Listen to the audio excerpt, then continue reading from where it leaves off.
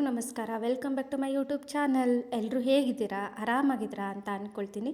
Friends, ಇವತ್ತಿನ ವಿಡಿಯೋದಲ್ಲಿ ನಾನು ಸಿಂಪಲ್ಲಾಗಿ ಮಶ್ರೂಮ್ ಬಿರಿಯಾನಿನ ಮಾಡೋದು ಹೇಗೆ ಅಂತ ತಿಳಿಸ್ಕೊಡ್ತೀನಿ. ಇದಕ್ಕೆ ಮಸಾಲ ಏನೂ ರುಬ್ಬೋದಿಲ್ಲ. ಸಿಂಪಲ್ಲಾಗಿ ಕುಕ್ಕರಲ್ಲಿ ಒಂದು 15 ಮಿನಿಟ್ಸಲ್ಲೇ ಮಾಡ್ಕೋಬೋದು. ಅಷ್ಟು ಈಸಿಯಾಗಿ ಮಾಡ್ಕೋಬೋದು. ಮೊದಲಿಗೆ ನಾನಿಲ್ಲಿ ಮಶ್ರೂಮ್ಗಳನ್ನೆಲ್ಲ ನೀಟಾಗಿ ವಾಶ್ ಮಾಡಿ ಅದ್ರ ಮೇಲ್ಗಡೆ ಇರೋ ಸಿಪ್ಪೆಗಳನ್ನೆಲ್ಲ ನೀಟಾಗಿ ತೆಕ್ಕೊಂಡು, ಅದಾದಮೇಲೆ ನಮಗೆ ಯಾವ ಸೈಜಿಗೆ ಬೇಕು ಆ ಸೈಜ್ಗೆ ಮಶ್ರೂಮ್ಗಳನ್ನೆಲ್ಲ ಕಟ್ ಮಾಡಿ ಇಟ್ಕೊತಿದ್ದೀನಿ.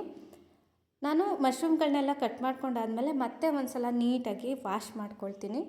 ಮಶ್ರೂಮ್ ಎಲ್ಲ ನೀಟಾಗಿ ಕ್ಲೀನ್ ಮಾಡಿಕೊಂಡು ಒಂದು ಸೈಡ್ಗೆ ಎತ್ತಿಟ್ಕೊಂಡೆ. ನೆಕ್ಸ್ಟು ಒಂದು ಕುಕ್ಕರ್ಗೆ ಒಂದು 2 ಟೇಬಲ್ ಸ್ಪೂನ್ ಆಗೋವಷ್ಟು ಎಣ್ಣೆನ ಹಾಕ್ಕೊಂಡು ಅದು ಚೆನ್ನಾಗಿ ಕಾದ್ಮೇಲೆ ಅದಕ್ಕೆ ಸ್ವಲ್ಪ ಜೀರಿಗೆ ಮತ್ತು ಒಂದು 3 ಪಲಾವ್ ಎಲೆ, 1 ಏಲಕ್ಕಿ, 2 ಲವಂಗ, ಹಾಗೆಯೇ ಸ್ವಲ್ಪ ಚಕ್ಕೆ, 4 ಮೆಣಸು, ಒಂದು ಅನಾನಸ್ ಫ್ಲವರು ಇಷ್ಟೆಲ್ಲ ಹಾಕ್ಕೊಂಡಾದಮೇಲೆ ಅದು ನೀಟಾಗಿ ಫ್ರೈ ಮಾಡ್ಕೊಬೇಕಾಗತ್ತೆ. ಅದು ಚೆನ್ನಾಗಿ ಫ್ರೈ ಆದಮೇಲೆ ನಾನು ಒಂದು ಮೀಡಿಯಮ್ ಸೈಜ್ದು ಒಂದು ಈರುಳ್ಳಿನ ಸಣ್ಣದಾಗಿ ಕಟ್ ಮಾಡಿ ಎತ್ತಿಟ್ಕೊಂಡಿದ್ದೆ. ಅದನ್ನು ಇವಾಗ ಕುಕ್ಕರ್ ಒಳಗಡೆ ಹಾಕ್ಕೊಂಡು ನೀಟಾಗಿ ಈರುಳ್ಳಿ ಫ್ರೈ ಆಗಬೇಕು. ಒಂದು ಅರ್ಧ ಫ್ರೈ ಆದರೆ ಸಾಕು, ಅಲ್ಲಿವರೆಗೂ ಫ್ರೈ ಮಾಡ್ಕೋಬೇಕು. ಈರುಳ್ಳಿ ಸ್ವಲ್ಪ ಫ್ರೈ ಆದಮೇಲೆ ನಾನಿಲ್ಲಿ ಟೊಮ್ಯಾಟೋನ ತೊಗೊಂಡಿದ್ದೀನಿ. 2 ಮೀಡಿಯಮ್ ಸೈಜ್ದು ಟೊಮ್ಯಾಟೊ, ಅದನ್ನು ಸಹ ಸಣ್ಣದಾಗಿ ಹೆಚ್ಚಿಟ್ಕೊಂಡಿದ್ದೀನಿ. ಅದನ್ನು ಕುಕ್ಕರ್ ಒಳಗಡೆ ಹಾಕ್ಕೊಂಡು ನೀಟಾಗಿ ಫ್ರೈ ಮಾಡ್ಕೊತೀನಿ. ಇದಕ್ಕೆ ನಾನು 1 ಟೇಬಲ್ ಸ್ಪೂನ್ ಆಗುವಷ್ಟು ಶುಂಠಿ ಬೆಳ್ಳುಳ್ಳಿ ಪೇಸ್ಟ್ನ ಸೇರಿಸ್ಕೊತಿದ್ದೀನಿ. ಇವಾಗ ಈ 3 ಸಹ ನೀಟಾಗಿ ಸಾಫ್ಟ್ ಆಗಬೇಕು. ಅಲ್ಲಿವರೆಗೂ ಚೆನ್ನಾಗಿ ನಾವು ಇದನ್ನು ಫ್ರೈ ಮಾಡ್ಕೋಬೇಕು. ಅದಾದಮೇಲೆ ಅದಕ್ಕೆ ನಾನು ಒಂದು ಇಡೀ ಕೊತ್ತಂಬರಿ ಸೊಪ್ಪು, ಒಂದು ಸ್ವಲ್ಪ ಪುದೀನ ಸೊಪ್ಪನ್ನ ತೊಗೊಂಡಿದ್ದೀನಿ. ಅದನ್ನು ಕುಕ್ಕರ್ ಒಳಗಡೆ ಹಾಕ್ಕೊಂಡು ನೀಟಾಗಿ ಫ್ರೈ ಮಾಡಿಕೊಂಡೆ. ಇದೆಲ್ಲ ಫ್ರೈ ಆದಮೇಲೆ ನಾವು ಏನು ಕ್ಲೀನ್ ಮಾಡಿ ಕಟ್ ಮಾಡಿ ಎತ್ತಿಟ್ಕೊಂಡಿದ್ವಿ ಅಲ್ವಾ ಮಶ್ರೂಮ್ಸ್ಗಳನ್ನೆಲ್ಲ, ಅದನ್ನು ಸಹ ಹಾಕ್ಕೊಂಡು ನೀಟಾಗಿ ಫ್ರೈ ಮಾಡ್ಕೊಬೇಕಾಗುತ್ತೆ. ಮಶ್ರೂಮು ಒಗ್ಗರಣೆಯಲ್ಲಿ ಒಂದು ಅರ್ಧ ಚೆನ್ನಾಗಿ ಬೇಯಬೇಕು. ಅಲ್ಲಿವರೆಗೂ ಇದನ್ನು ನೀಟಾಗಿ ನಾನು ಫ್ರೈ ಮಾಡ್ಕೊಳ್ತಿದ್ದೀನಿ.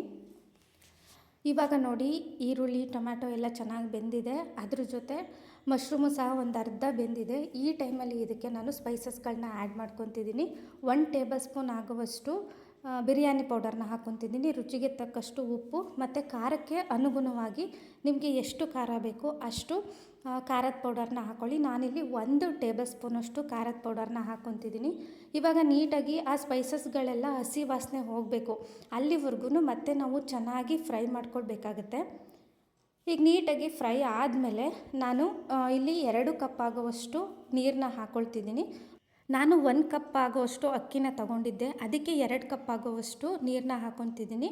ನೀವು 1:2 ಥರ, ನೀವು 2 ಕಪ್ ತೊಗೊಂಡ್ರೆ 4 ಕಪ್ ನೀರನ್ನ ಹಾಕ್ಕೋಬೇಕಾಗುತ್ತೆ. ಆ ಥರ ಇವಾಗ ನೀಟಾಗಿ ನೀರು ಒಂದು ಸ್ವಲ್ಪ ಕುದ್ದು ಆದಮೇಲೆ ನಾವು ಏನು ವಾಶ್ ಮಾಡಿ ಎತ್ತಿಟ್ಕೊಂಡಿದ್ವಿ ಅಲ್ವಾ ಅಕ್ಕಿ, ಅದನ್ನು ಹಾಕ್ಕೊಂಡು ಮೇಲ್ಗಡೆ ಒಂದು ಟೇಬಲ್ ಸ್ಪೂನ್ ಆಗುವಷ್ಟು ತುಪ್ಪನ ಹಾಕ್ಕೊಂಡು ಒಂದು ಸಲ ಮಿಕ್ಸ್ ಮಾಡಿಕೊಂಡು ಒಂದು ಲಿಡ್ನ ಕ್ಲೋಸ್ ಮಾಡಿ ಒಂದು ವಿಷಲ್ನ ಹಾಕಿಸ್ಕೊಂಡ್ರೆ ನಮಗೆ ಸಖತ್ತಾಗಿರೋ ಮಶ್ರೂಮ್ ಬಿರಿಯಾನಿ ರೆಡಿ ಆಗುತ್ತೆ. ನೋಡಿ, ಇವಾಗ 1 ವಿಷಲ್ ಆಗಿದೆ, ಕುಕ್ಕರು ತಣ್ಣಗಾಗಿದೆ. ನಾನಿವಾಗ ಲಿಡ್ನ ಓಪನ್ ಮಾಡ್ತಿದ್ದೀನಿ. ನೀವೇ ನೋಡ್ತಿರ್ಬೋದು ಎಷ್ಟು ಸಖತ್ತಾಗಿದೆ ಅಂತ. ಬಿರಿಯಾನಿ ಅಂತೂ ಘಮ ಘಮ ಅಂತ ಅಂತಿದೆ. ಮಿಕ್ಸ್ ಮಾಡ್ತಿರ್ಬೇಕಾದ್ರೇ ಗೊತ್ತಾಗುತ್ತೆ ಎಷ್ಟೆಷ್ಟು ಉದ್ದುದ್ರಾಗಿ ಆಗಿದೆ ಅಂತ ರೈಸು. ನೀವು ಒಂದ್ಸಲ ಖಂಡಿತ ಟ್ರೈ ಮಾಡಿ, ಸಖತ್ತಾಗುತ್ತೆ. ಇದಕ್ಕೇನು ಮಸಾಲೆ ಏನು ರುಬ್ಬೋದು ಏನೂ ಅವಶ್ಯಕತೆ ಇಲ್ಲ.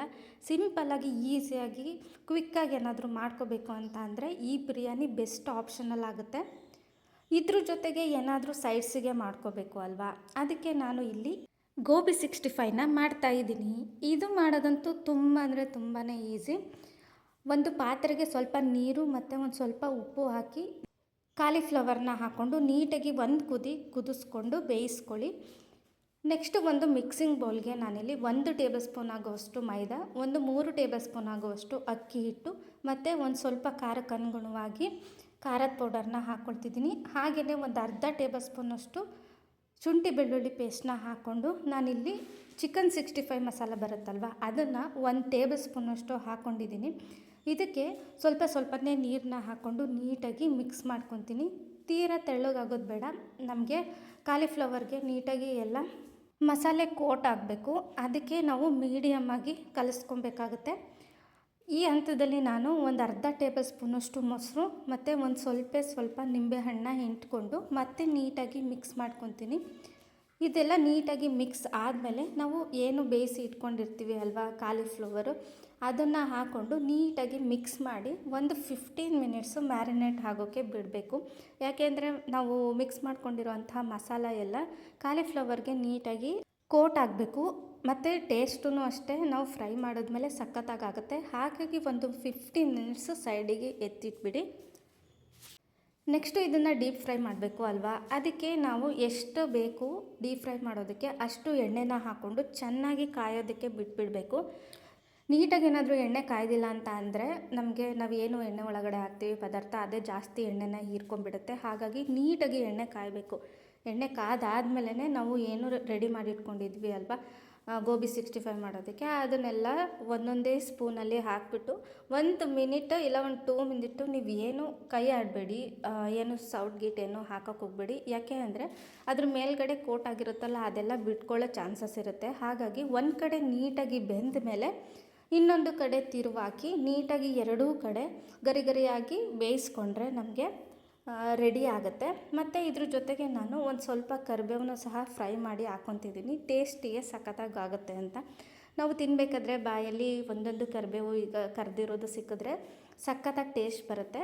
ಸೊ ಹಾಗಾಗಿ ನಾನು ಅದನ್ನು ಕರೆದು ಹಾಕ್ಕೊಂಡೆ. ಫೈನಲಿ ನೋಡಿ ನಮಗೆ ಗೋಬಿ 65 ರೆಡಿ ಆಗಿಬಿಡ್ತು. ನೋಡಿದ್ರಿ ಅಲ್ವಾ ಎಷ್ಟು ಸಿಂಪಲ್ಲಾಗಿ ಮತ್ತು ಎಷ್ಟು ಈಸಿಯಾಗಿ ಬಿರಿಯಾನಿ ಮತ್ತು ಗೋಬಿ 65 ಮಾಡಿದೆ ಅಂತ. ಟೇಸ್ಟ್ ಮಾತ್ರ ನೆಕ್ಸ್ಟ್ ಲೆವೆಲಲ್ಲೇ ಇತ್ತು, ಸಖತ್ತಾಗಿತ್ತು. ನಮ್ಮ ಮನೇಲಂತೂ ಎಲ್ಲರೂ ಇಷ್ಟಪಟ್ಟು ಖಾಲಿ ಮಾಡಿದ್ರು ಫುಲ್ ಪ್ಲೇಟು. ನಿಮಗೆ ಇದೇ ಥರ ಇನ್ನೂ ಟೇಸ್ಟಿಯಾಗಿರೋದು ಸಿಂಪಲ್ಲಾಗಿರೋ ರೆಸಿಪೀಸ್ ಬೇಕು ಅಂದರೆ ನಮ್ಮ ಚಾನಲ್ನ ಸಬ್ಸ್ಕ್ರೈಬ್ ಮಾಡ್ಕೊಳ್ಳಿ, ಬೆಲ್ ಐಕಾನ್ನ ಕ್ಲಿಕ್ ಮಾಡ್ಕೊಳ್ಳಿ. ನಮ್ಮ ಚಾನಲ್ನ ಸಪೋರ್ಟ್ ಮಾಡೋದು ಮಾತ್ರ ಮರಿಬೇಡಿ. Thank you for watching.